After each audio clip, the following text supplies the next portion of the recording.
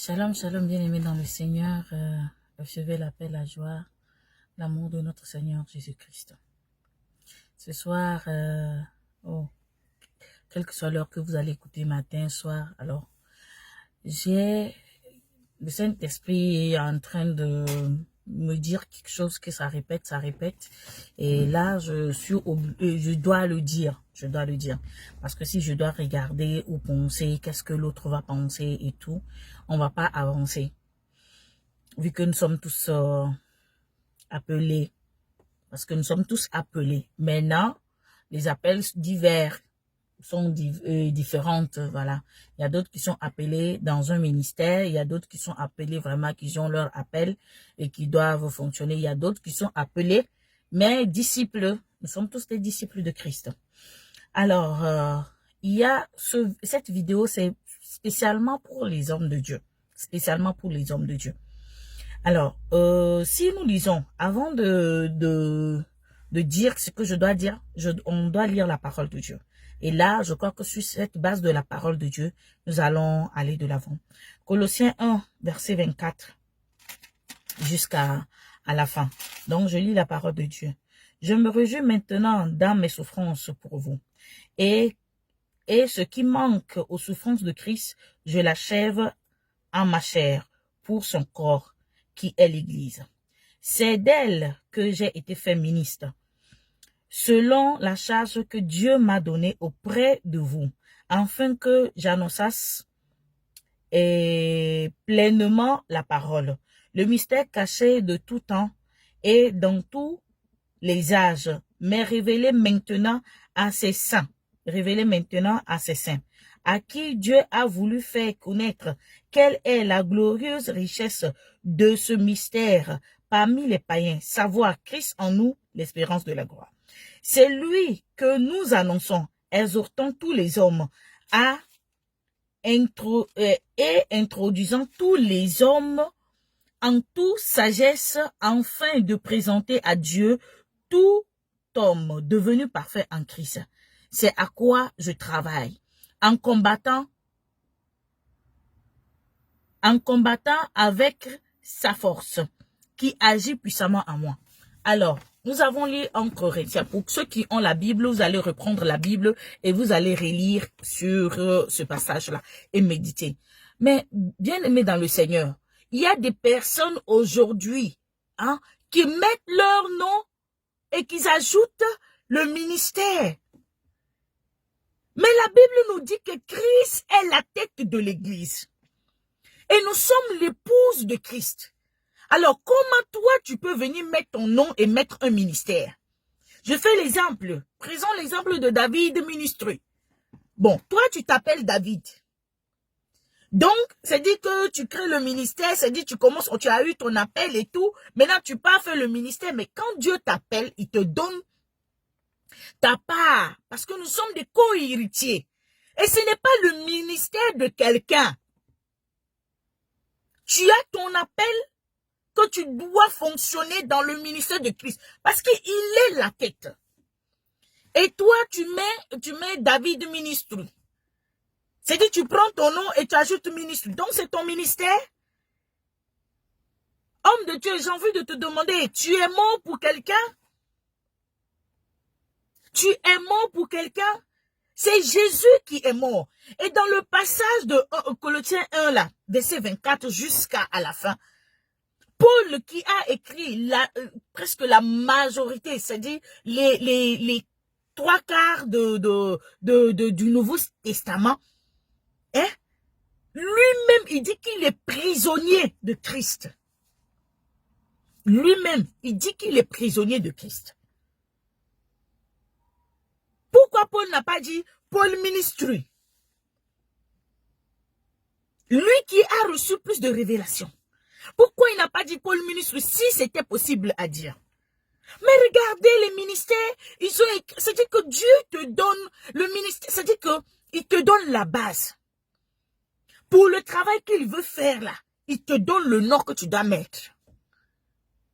Mais non, on se lève, chacun prend son nom et puis il dit ministre. Ce qui veut dire que c'est toi. Et le Seigneur m'a dit, toutes ces personnes, tous ces hommes de Dieu qui ont mis leur nom et leur ministre, ils ont des entités derrière. Ils ont des entités derrière avec qui ils travaillent. Parce que ce n'est plus Christ. Ce n'est plus le ministère de Christ. Mais c'est plutôt leur propre ministère qui sont en train de travailler. Ce qui veut dire qu'ils s'attribuent ce ministère-là. Toi, homme de Dieu, laisse-moi te parler, je vais te choquer. Tu errais de lieu en lieu.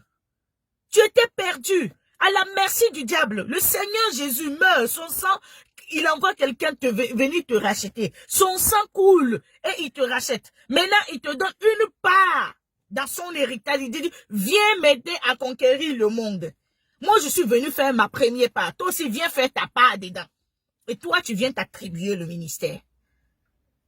Et le deuxième partie, c'est que maintenant, devant les églises, il y a les photos des pasteurs devant les églises. Mais Christ est la porte. Quand tu mets ta photo à l'entrée d'une église, l'église dans laquelle tu sais, là, tu mets ta photo à l'entrée, là, tu veux dire quoi? Que c'est toi, ils n'ont qu'à venir te voir. Ils n'ont qu'à venir te voir opérer. Ou bien, qu'est-ce que tu veux dire aux gens? Parce que la signification, c'est ça. Le Seigneur t'a appelé à faire un truc. Le Seigneur t'a appelé à quelque chose, à faire un truc. Maintenant, toi, tu viens pour mettre ta photo à l'entrée.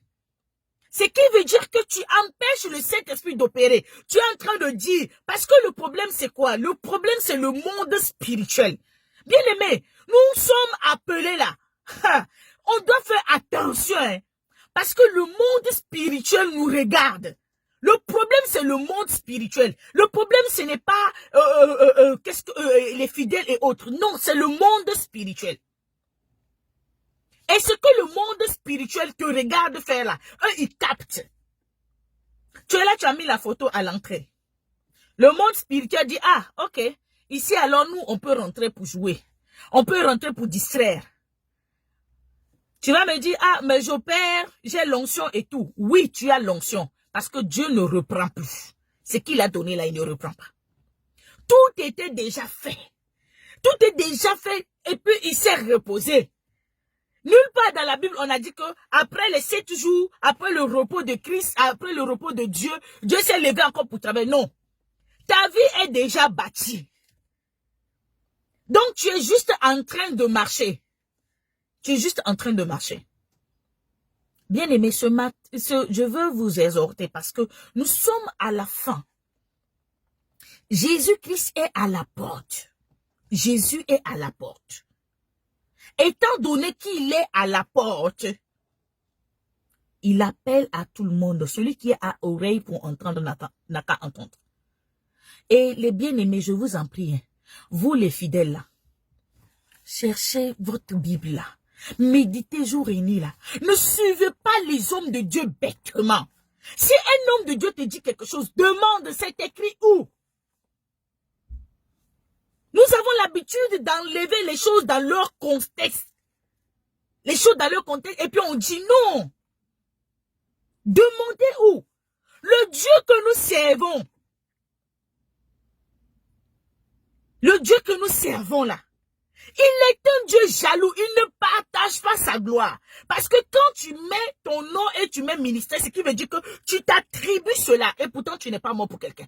Quand tu mets à la porte la photo, ta photo, ce qui veut dire que tu veux dire c'est toi qui opères ici.